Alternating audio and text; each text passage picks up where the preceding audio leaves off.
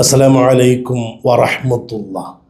നമ്മുടെ കൂട്ടത്തിൽപ്പെട്ട ചില ആളുകൾക്കുള്ള സ്വഭാവമാണ്, ചില ആളുകൾക്കെന്നല്ല അധികം ആളുകൾക്കുമുള്ള ഒരു സ്വഭാവമാണ്, ഇതര മതത്തിൽപ്പെട്ട ആരെങ്കിലും, പ്രത്യേകിച്ച് അവരുടെ പുരോഹിതരോ സ്വാമിമാരോ പണ്ഡിതന്മാരോ, അവർ ഇസ്ലാമിനെക്കുറിച്ചോ മുസ്ലിമീങ്ങളെക്കുറിച്ചോ നല്ല 4 വാക്ക് പറഞ്ഞാൽ ഉടനെ തന്നെ ലൈക്കടിക്കുക, കമൻ്റ് എഴുതുക, തലങ്ങും വിലങ്ങും ഷെയർ ചെയ്യുക. ഈ പറയുന്നവൻ്റെ ലക്ഷ്യമെന്താണെന്നോ പറയുന്നവൻ ആരാണെന്നോ ആരായിരുന്നു എന്നോ നമ്മൾ അധികം ചിന്തിക്കാറില്ല. നമ്മളത് കണ്ട മാത്രയിൽ വ്യാപകമായി ഷെയർ ചെയ്യുകയും പരമാവധി അയാളെ പുകഴ്ത്തിയും പ്രോത്സാഹിപ്പിച്ചുമൊക്കെ കമൻറ്റുകൾ എഴുതുകയും ചെയ്യുകയാണ്. സത്യത്തിൽ അവർക്ക് വേറെ പല ലക്ഷ്യങ്ങളും ഉണ്ടാകാം. എല്ലാവരെയും അല്ല പറയുന്നത്. നല്ലവരായ സ്വാമിമാരുണ്ട്, പുരോഹിതന്മാരുണ്ട്. എന്നാൽ വേറെ ചിലരുണ്ട്, പ്രത്യേകിച്ച് ചില യൂട്യൂബർമാർ, സോഷ്യൽ മീഡിയയിൽ നിന്ന് പണമുണ്ടാക്കാനും മുസ്ലിമീങ്ങളെ പൊക്കിപ്പറഞ്ഞ് കാര്യം നേടാനുമൊക്കെ ശ്രമിക്കുന്ന ചില ആളുകളുണ്ട്.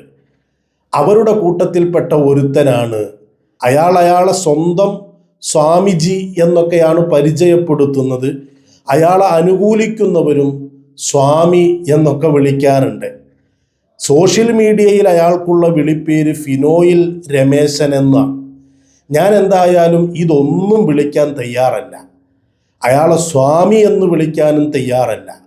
സ്വാമി എന്ന് വിളിച്ചാൽ നല്ലവരായ സന്യാസിമാരായ ഒരുപാട് സ്വാമിമാരുണ്ട്. ഈ രാജ്യത്തിൻ്റെ, ഈ സമൂഹത്തിൻ്റെ ഐക്യത്തിനും കെട്ടുറപ്പിനും വേണ്ടി പ്രവർത്തിക്കുകയും പ്രാർത്ഥിക്കുകയും ചെയ്യുന്ന ഭിക്ഷാന്തേഹികളായ സന്യാസിമാരുണ്ട്.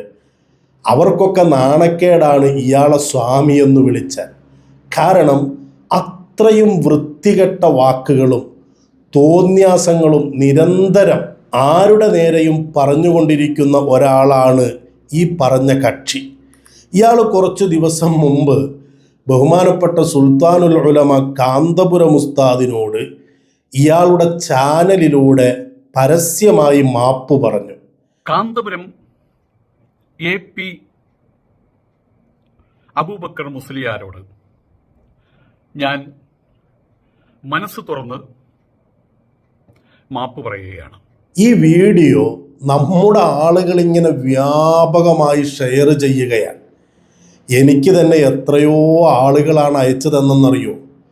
എനിക്ക് അയച്ചു തരാനുള്ള കാരണം, ഞാൻ ഇയാളെ പല സന്ദർഭങ്ങളിലും മുമ്പ് എതിർത്തിട്ടുണ്ട് എന്ന് മാത്രമല്ല, ഇയാളുടെ ഈ പറയുന്നതിലൊക്കെ വലിയ ദുരൂഹതയുണ്ട് എന്നും ഇയാളൊരു സംഘിചാരനാണെന്നും ഞാൻ ഇയാളുടെ ഫോട്ടോകളും തെളിവുകളും വെച്ചുകൊണ്ട് അന്ന് സംസാരിച്ചിട്ടുമുണ്ട്. അതൊക്കെ കൊണ്ട് തന്നെ ആയിരിക്കാം കുറേ ആളുകൾ എനിക്കിത് അയച്ചു തന്നത്. അവരോടൊക്കെ ഞാൻ പറഞ്ഞു, ഇയാളെ വിശ്വസിക്കരുത്. അയാൾ മാപ്പ് പറഞ്ഞത്, അയാൾ പശ്ചാത്തപിച്ചത് ആത്മാർത്ഥമായിട്ടാണെങ്കിൽ ആയിക്കോട്ടെ. പക്ഷേ അതിൽ വലിയ ആത്മാർത്ഥതയൊന്നും ഞാൻ കാണുന്നില്ല എന്ന് പലരോട് പറയുകയും ചെയ്തു. എന്തായാലും ഇതാ 2-3 ദിവസം കഴിഞ്ഞപ്പോൾ അയാൾ നേരെ തകിടം മറിഞ്ഞു. ഈ പറയുന്ന നിങ്ങളുടെ അബൂബക്കർ മുസ്ലിയാരോട് അയാൾക്ക് എത്രയോ 94 എൻ്റെ ഒരു സുഹൃത്ത്, ദുബായിൽ നിന്ന് വന്ന സുഹൃത്താണ്, എന്നെ കാണാൻ വേണ്ടി, വീട് കാണാൻ വേണ്ടി. അപ്പം അങ്ങനെ വന്നിട്ട് പറഞ്ഞു, ആ കടം അങ്ങോട്ട് തീർക്ക് സ്വാമിജി. എനിക്ക് അത്രയും ഇഷ്ടമുള്ള ഒരാളാണ് അദ്ദേഹം. ആ കടം അങ്ങോട്ട് സ്വാമിജി അത് ചെയ്യണം. കാരണം സ്വാമിജിയാണ്. അങ്ങേക്കൊരു പരമ്പരയുണ്ട്. ഏതോ ദുബായിക്കാരൻ വന്ന് പറഞ്ഞത് കേട്ടിട്ട്, ദുബായിക്കാരൻ വന്ന് പറഞ്ഞാൽ പിന്നെ ചെയ്യാതിരിക്കാൻ പറ്റൂലല്ലോ. കാരണം അയാൾ പണം കൊടുക്കുന്നുണ്ടാവും. കുറേ മുസ്ലിമീങ്ങളെ പറ്റിച്ച് സംഘികളെ എതിർക്കുന്നു എന്ന് വരുത്തി കുറേ ഖുർആനിൻ്റെ പരിഭാഷയൊക്കെ വെച്ച് എന്തൊക്കെയോ വിളിച്ചു പറഞ്ഞ് മുസ്ലിമീങ്ങളുടെ ആളായിട്ടങ്ങോട്ട് നിന്നപ്പോൾ മുസ്ലിമീങ്ങളങ്ങ് പൊക്കി വെച്ചു. വീട് പണിതു കൊടുത്തു, വേണ്ടതൊക്കെ ചെയ്തു കൊടുത്തു. അപ്പം അങ്ങനെ ദുബായിൽ നിന്നുള്ള ഏതോ ഒരാൾ ഇയാളോട് ഇഷ്ടമുള്ളതുകൊണ്ട് ഇടയ്ക്കൊക്കെ പണം കൊടുക്കുന്നുണ്ടാവും.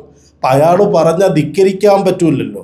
അതുകൊണ്ട് എന്ത് ചെയ്തു, ഇയാൾ അയാളുടെ വാക്ക് കേട്ടിട്ട് വന്ന് മാപ്പ് പറഞ്ഞതാണ്. എന്തായാലും ഇയാളെന്തോ വലിയ സംഭവമാണെന്നൊക്കെയാണ്.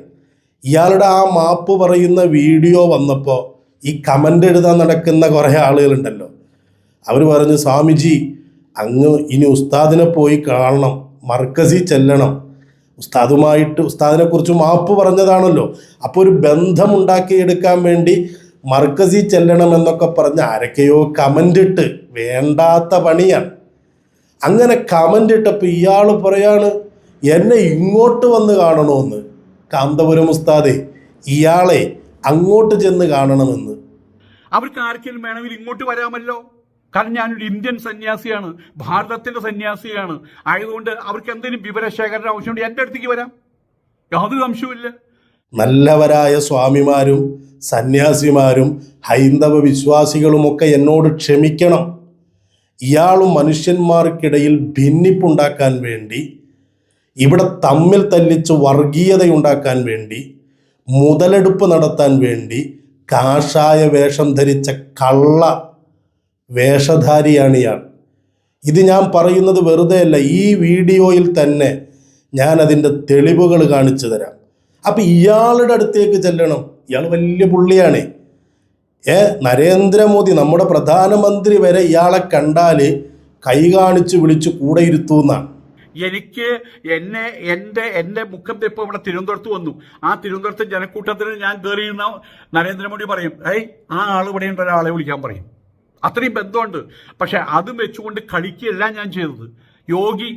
നരേന്ദ്രമോദിയായിട്ടും യോഗിയായിട്ടൊക്കെ വലിയ ബന്ധമുള്ള ആളാണ്, വലിയ പുള്ളിയാണ്. അപ്പോൾ പിന്നെ പുള്ളിയെ അങ്ങോട്ട് പോയി കാണണ്ടേ? ഇയാളൊരു ഇന്ത്യൻ സന്യാസിയല്ലേ? എന്നാൽ ഇയാളുടെ സംസ്കാരം ഒന്ന് നിങ്ങൾ കണ്ടു നോക്ക്. ഈ പറയുന്ന നായിൻ്റെ മക്കൾ കുറേ എണ്ണം ഇറങ്ങിയിട്ടുണ്ട്. മുസ്ലിമീങ്ങളെ ആട്ടോ, കമൻ്റ് എഴുതിയ ആളുകളെയാണ്. ഒരു സ്വാമിയുടെ സംസ്കാരമാണ്. ഇനി വേറെ ചിലതുണ്ട്. ഇയാൾ കൊടുത്ത കമൻറ്റിന് കൊടുത്ത മറുപടി ഞാനത് വായിക്കുന്നില്ല, നിങ്ങൾ സ്ക്രീനിലൊന്ന് നോക്കിക്കോളൂ. ഒരു സന്യാസിയാണെന്ന് പറയുന്ന ആളുടെ സംസ്കാരമാണ്. ഇയാൾ പരസ്യമായിട്ട് എഴുതുന്നതാ.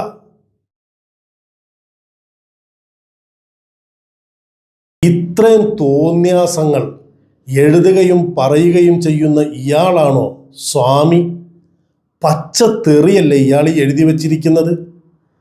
ഇയാളാണോ ഒരു ഇന്ത്യൻ സന്യാസി? നമ്മൾ കണ്ടിട്ടുള്ള സന്യാസിമാരിങ്ങനെയാണോ? നമ്മൾ ആദരിക്കുന്ന സ്വാമിമാരിങ്ങനെയാണോ?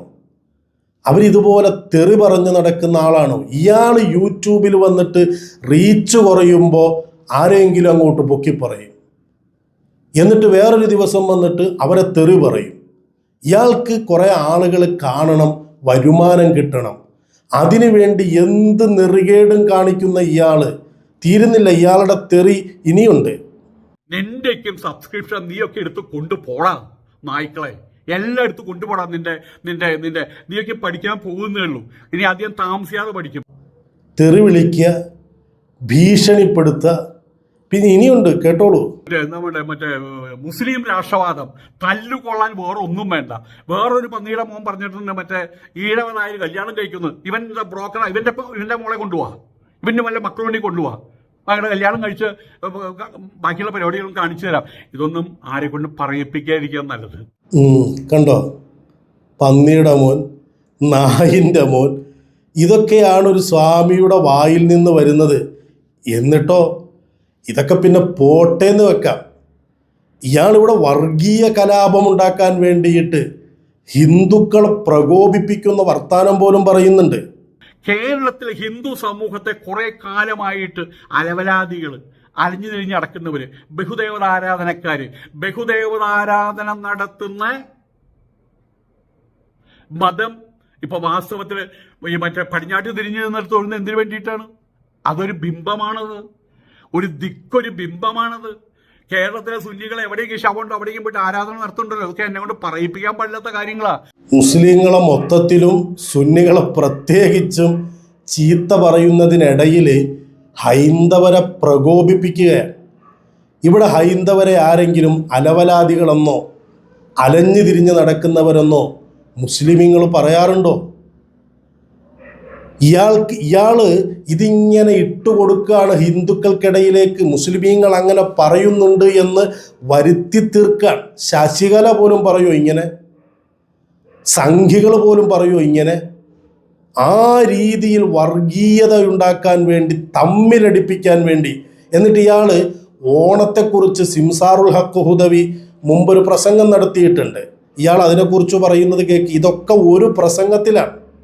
ഓണം വരുന്നുണ്ട്, അപ്പൊ ആ ഫക്ക് എന്ന് പറഞ്ഞൊരുത്തനുണ്ട്, അവൻ വന്ന് ഓണം ഇങ്ങനെ വേണം അങ്ങനെ എന്ന് പറഞ്ഞു കഴിഞ്ഞാൽ അവന്റെ മോന്തടിച്ചു പരത്തമുള്ള ആൾക്കാർ തയ്യാറായിട്ടിരിക്കുകയാണ്. അതുപോലെ തന്നെ ഈ പന്നിക്കൂറ്റൻ ഇവൻ മറ്റേ മൂത്രത്തായിയോ എന്തായാലും പേര് കൂടോത്രത്തായിയോ, അവൻ പറഞ്ഞിട്ട് ഇവിടെ ഹിന്ദുക്കൾ കൂടിച്ചേരാൻ പാടില്ല എന്ന് മോന്ത അടിച്ചു പൊളിക്കുമെന്നാണ്. എന്ന് പറഞ്ഞാൽ ഇതൊക്കെ ഹിന്ദുക്കൾക്കിടയിലേക്ക് അങ്ങ് ഇട്ടുകൊടുക്കാൻ. ആര് തമ്മിൽ തല്ലിയാലും ഇയാൾക്കൊരു പ്രശ്നമില്ലേ? ഇയാൾക്ക് പണം കിട്ടണം, കുറേ ആളുകൾ വീഡിയോ കാണണം. കുറേ നാൾ മുസ്ലിമീങ്ങളെ പൊക്കിപ്പറഞ്ഞുകൊണ്ട് നടന്ന ആളല്ലേ ഇയാൾ. ഖുർആനിനെ ആക്ഷേപിക്കുന്നത് നോക്കൂ. നേരത്തെ നിങ്ങൾ കണ്ടില്ലേ, മുസ്ലിമീങ്ങൾ കഅബയിലേക്ക് തിരിഞ്ഞു നിന്ന് നിസ്കരിക്കുന്നതിനെ വിഗ്രഹാരാധനയാണെന്ന് ഇയാൾ പറയാൻ. സുന്നികൾ മക്ബറകളിൽ പോകുന്ന മഹാരഥന്മാരെ ശവമാണെന്ന് ഇയാൾ പറയാൻ. എന്നിട്ടോ ഖുർആനിനെ ഇയാൾ പരസ്യമായിട്ട് ആക്ഷേപിക്കുകയാണ്. നിന്നെ പോലെ ഇവിടെ പോയിട്ട് ഇത്രയും പോകുന്ന പുസ്തകം പഠിച്ച് അത് പഠിക്കാൻ അരമണിക്കൂർ വേണ്ട. ആ കാലഘട്ടത്തേക്കും കഴിഞ്ഞു പോയതാണ്. ഈ ഇത്രയും പോകുന്ന പുസ്തകം എന്ന് പറഞ്ഞ് എന്തിനാണെന്നറിയോ? പരിശുദ്ധ ഖുർആനിനെയാണ്. അത് പഠിക്കാൻ അരമണിക്കൂർ മതി എന്ന് പറഞ്ഞുകൊണ്ട് ഖുർആനിനെ ആക്ഷേപിക്കുന്നു. അതുപോലെ കഅബയെ ആക്ഷേപിക്കുന്നു, മഹാരഥന്മാരെ ആക്ഷേപിക്കുന്നു, വർഗീയതയുണ്ടാക്കാൻ വേണ്ടി സംസാരിക്കുന്നു. ഇങ്ങനെ ഒരു മനുഷ്യൻ, ഇയാൾ ആരെങ്കിലും ഒന്ന് പൊക്കിപ്പറയുന്നത് കാണുമ്പോഴേക്കും ആ പറയപ്പെട്ട ആളുകളുടെ അനുയായികൾ പോയിട്ട് സ്വാമിജി മഹാനാണ് കമൻ്റ് എഴുതുകയാണ്. നാളെ ഇയാൾ നേരെ തിരിയും. കാന്തപുരം ഉസ്താദിനെ കുറിച്ച് ഇയാൾ പറഞ്ഞിട്ടുള്ള വാക്കുകൾ എന്തൊക്കെയാണ്? എത്ര വലിയ മഹത്വം കാന്തപുരം ഉസ്താദിനെ കുറിച്ച് പറഞ്ഞിട്ടുണ്ടെന്നറിയോ? ഇതേ ആൾ തന്നെ പച്ച തെറി വിളിച്ചു പറഞ്ഞിട്ടുണ്ട് കാന്തപുരം ഉസ്താദിനെ കുറിച്ച്.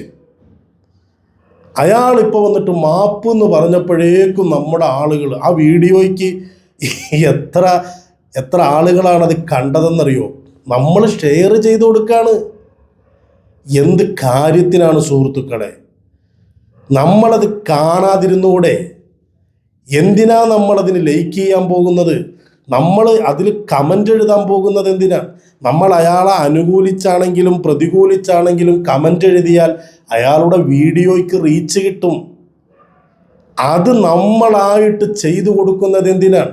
അത് പൊക്കി അങ്ങോട്ട് പറയുമ്പോഴേക്കും ലൈക്കും ഷെയറും കമൻറ്റും ഒന്നും ചെയ്തു കൊടുക്കരുത്.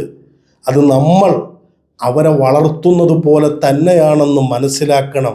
ഒരപേക്ഷയായി നിങ്ങളിതെടുക്കണം. ഇവർക്കൊക്കെ നാട് കുട്ടിച്ചോറായാലും വേണ്ടില്ല, ലക്ഷ്യം കണ്ടാൽ മതി എന്ന ഉദ്ദേശം മാത്രമേ ഉള്ളൂ. വസ്സലാമു അലൈക്കും വറഹ്മത്തുള്ളാഹി.